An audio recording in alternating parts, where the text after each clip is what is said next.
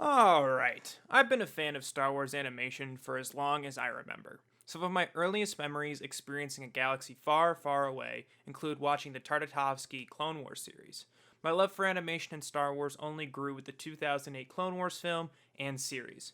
Without those shows, my love for Star Wars wouldn't be what it is today. When the Clone Wars was cancelled in 2013 and Star Wars Rebels released, I admittedly wasn't thrilled. I loved the former, and while the latter intrigued me, I couldn't get over the childish nature of the series as a teenager. What I failed to see within the series was the heart, and the family aspects that made the show so unique. I stuck with Rebels for as long as I could, returning to the series for finales or widely discussed episodes, but only recently did I finally sit down and watch the entire show. I knew how the story ended, I knew all the key moments, but seeing the show grow was really a treat, and created a love for the series that I didn't think was possible. Fans of the show know that the series never truly ended, however. The epilogue sequence in the season 4 finale set up quite a story, one that Star Wars fans had never seen before. The story of Sabine and Ahsoka searching for Ezra and Thrawn has been highly coveted since the episode first aired in 2018. Dave Filoni, executive producer on the series as well as pupil of George Lucas, has teased fans with hints occasionally about where these characters might be, but nothing concrete has ever been said about a possible sequel or continuation of this story. Timothy Zahn, the creator of Thrawn, has said before that Filoni has first grabs on the character moving forward. But when would this story be told?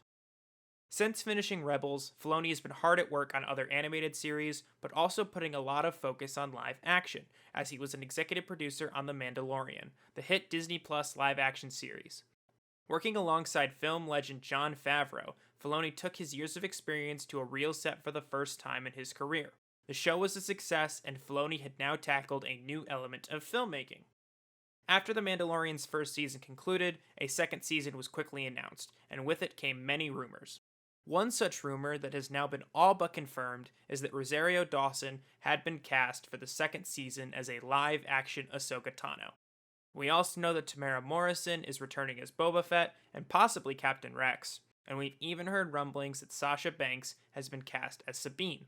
If you're looking for more details on those castings, I've done a full video on The Mandalorian Season 2, and you can find a link to that in the description or at the end of this video. Many fans began to wonder why Filoni and Favreau would continue the Rebels storyline, even in a small capacity, in live action. There then became rumors from reputable sources that Disney and Lucasfilm were looking to cast a live action Ezra and Thrawn, with a report just this week from Caleb Williams of Night Edge Media that Lars Mikkelsen may reprise his rebel role as the Blue Chiss Grand Admiral in live action. It seems all but confirmed now that the sequels to Star Wars Rebels will be in live action. I expected the sequel series to be announced at Star Wars Celebration, but now that the convention has been cancelled, I'm sure we'll get some form of announcement by the end of the year. But that begs the question, is a live action sequel a good idea? When I first heard word of the Ahsoka casting, I was very hesitant and a little bit disappointed. As I said in my Mandalorian video, I have nothing against Rosario Dawson, but Ashley Eckstein is Ahsoka Tano to me, and after playing the character at many different ages over the last 12 years, it seems odd to just pass the torch to someone else.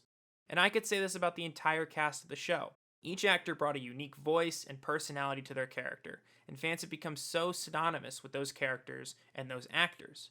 Personally, I would much rather see the sequel series be animated. I feel like you have a lot of technical setbacks with the live action television series, and while I thought The Mandalorian was great, it doesn't compare to a feature Star Wars film or the power of animation.